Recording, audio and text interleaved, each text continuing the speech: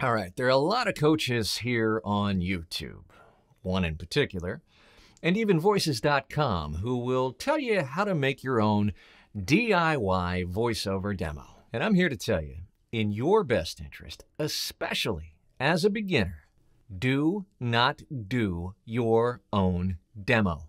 Today, I'm going to tell you in no uncertain terms why it's an absolutely awful idea to make your own DIY voiceover demo reel and why it can significantly damage your career before it ever gets started. Now, I'm a voiceover marketing business coach and a voice actor myself, so why, dear God, am I talking about demos? For this reason. If you don't have a set of solid, competent, competitive voiceover demos, then you don't have anything to market. Your demos and your website are the two primary ways you present yourself and your mastery of the craft, especially when you're reaching out to new prospects. If your demos suck, all the great marketing in the world isn't going to get you hired. Now, if you're doing voiceover just as a hobby for something fun to do, maybe make a few extra bucks, and you have no intention of ever being a pro or going pro or making a business out of this and asking other businesses for money, then great, go ahead. Watch the other videos, have fun learning how to make a demo, and truly, the best of luck to you. But if you ever want to go pro, or you don't know, and you just might want to leave that possibility open, do not, and I repeat, do not make your own voiceover demo reel.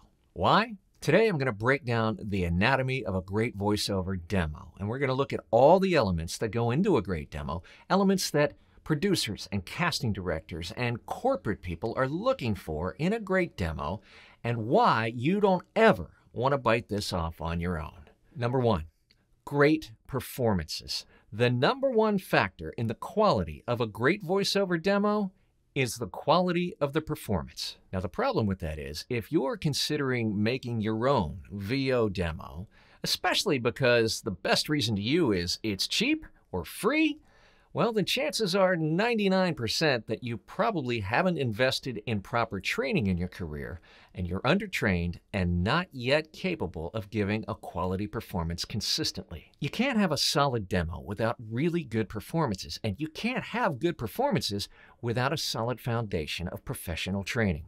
What's a solid base? For most people, it's several months, oftentimes over a year, to come to a baseline competency in voice acting. Now, in my day-to-day career, I hear a lot of voiceover demo reels. Not as many as casting directors, but still a lot here on my own. And the single biggest issue with most VO demos is not audio production or audio quality. It's the quality of the performance. Most of the time when a demo sucks, it's because the actor is trained and the performance chops just aren't there yet. I can tell in the first 5 seconds, and so can the people who hire voice actors. The solution? Get a solid base of consistent coaching over several months with a reputable voiceover performance coach. And the object of the training is not the demo. The object of the training is to get really, really good, and then get a demo produced that demonstrates that mastery. Number two, great audio quality. The second biggest indication that a demo is from Sucktown is the quality of the audio. Now, the biggest factor in the quality of your audio is the quality of your recording space. And here's the thing.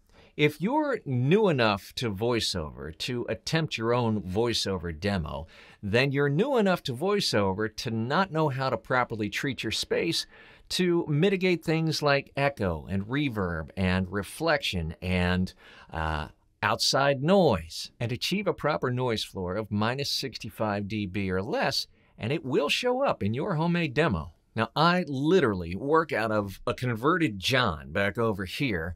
It's converted with mattress toppers and moving blankets, but I hired the right people to help me treat the room properly with those inexpensive materials and to dial in my processing, which we'll talk about in a minute. How's my audio? Well, I recently landed a small, tiny little role in a major motion picture, major feature film for a major studio. My agent called and said they're going to use your audition as the final audio. So I think my audio is in pretty decent shape. Now, the second biggest factor in audio quality is the mic itself and your mic technique. And if you don't have a basic foundation of training, you don't even know how to address the mic. And different mics have different addresses and different techniques. Now, we're not going there. We're not going down the rabbit hole of which mic to choose and all of the myriad considerations that go into that. But generally, in an overarching way, USB microphones that plug directly in your computer are not for pros. They're for podcasters and hobbyists. The third factor in audio quality is processing, and here's where most people know just enough to be dangerous. Often, badly processed audio means it's over-compressed. Somebody found the compressor and just beat the crap out of it. Sometimes it's funky gating, sometimes it's bad EQ, or a host of other processing no-nos. Now, I studied audio production all the way back in college, and I've been producing broadcast quality audio for over 35 years, and I still do not design my own processing. That's what pro engineers are for. Guys like Dan Leonard and George Whittam and Uncle Roy Yokelson and Jordan Reynolds.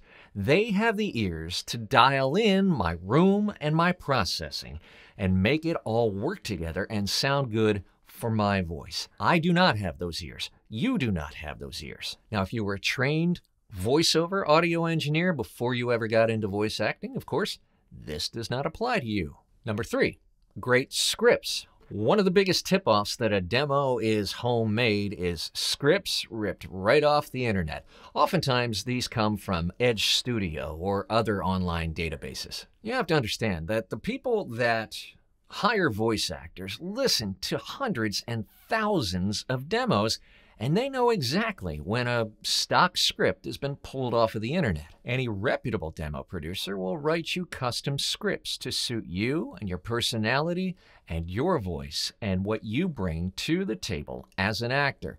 They often have a custom copywriter on staff whose sole job is to do just that. Well, Paul, you say, I can write my own scripts. Sure, you could. You could also cut your own hair, sweep your own chimney, paint your own car, and do your own at-home vasectomy. Doesn't mean you should. But if you do cut your own hair and do your own vasectomy, you could open a place called Great Snips. Number 4, great audio production. Now, this one is especially deceiving, especially if you've been in voiceover for a little while. You think to yourself, well, heck, I've been trained in my audio software. I've spent time learning how to edit, and I can churn out a competent and well-edited and professional audio product for my clients. Well, heck, I can do this myself. Nope. In the vast majority of cases, you have come into voiceover with, this is most people, no real experience in audio production, and what you have been trained in is exactly that. You've been trained how to produce a very competent, dry, edited, polished, professional voice track. You haven't been trained in mixing, mastering, and putting together all of the elements, the music beds, the sound effects, all the production elements along with that dry voice track that make a demo great. Even if you're trained and experienced in audio production, and again, I've been doing this 35 years and I still don't do my own demos. Why? Number 5, the art of the demo. Am I a competent, experienced audio producer? Absolutely. Can I produce spots and other projects from soup to nuts with multiple production elements and mix and master those and make them sound great for my clients? Absolutely, I can. That's what I'm trained for, and that's what I'm experienced in. Am I a competent, experienced voiceover demo producer? Do I know how to show an actor's range through the production of a demo?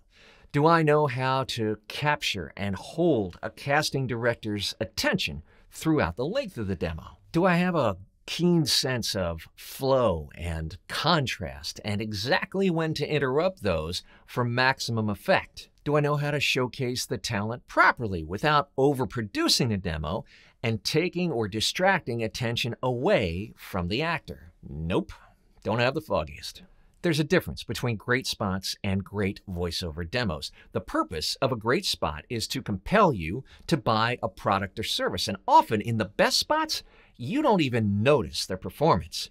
The purpose of a great voiceover demo, though, is it's precisely to make the listener notice the performance of the voice actor. A professional demo producer is a master at the art of the demo. You and I, we are not. Number 6, great collaboration. The best voiceover projects come from collaboration.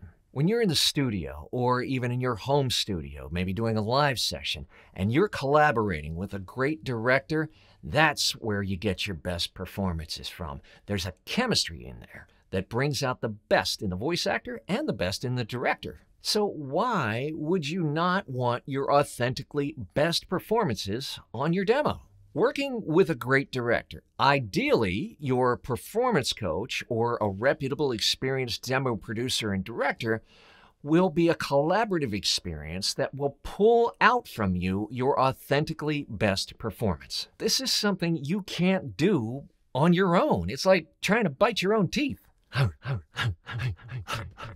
Now, I use the word authentically twice. Why? Because a great voiceover demo should be an accurate reflection of your best work. A great demo director won't coach you up so much that you could never reproduce that performance on your own. They won't try to dazzle the listener with great production to make up for your so-so read. A great demo that makes you sound significantly better than you really are serves no one. It doesn't serve the casting director, it doesn't serve the producer, it doesn't serve the agents, and it certainly doesn't serve you, because if you do get hired off of that demo and you can't deliver the goods that are on that demo, you'll never get hired back. You never get a second chance to make a first impression, and that's absolutely true in voiceover. Casting directors, agents, producers, prospects have long memories, and there is nothing that will get you thrown in the hack bin faster than a homemade demo. And often, you won't get a second chance. Now, if you've taken the time to get trained properly, you've got a good foundation of training, you've got solid professional demos, you've got a solid professional website, and you're still booking inconsistently, making part-time money, it's often because you haven't trained in how to find the work that you've gone through all this trouble to learn how to do so well in the first place. You haven't trained in how to market your services and get those really good demos into the hands of people that can hire you directly. I said earlier, all the marketing in the world can't make up for a bad demo, and a great demo will never get you hired unless it's heard by enough of the people who are responsible for making that decision. The VO Freedom Master Plan teaches you specifically how to market your services and get those demos into the hands of the people responsible for making that decision, people that hire voiceovers at scale, which leads to more consistent, often recurring booking, business, revenue, and income. For more information on how to enroll, click the link in the description or show notes below.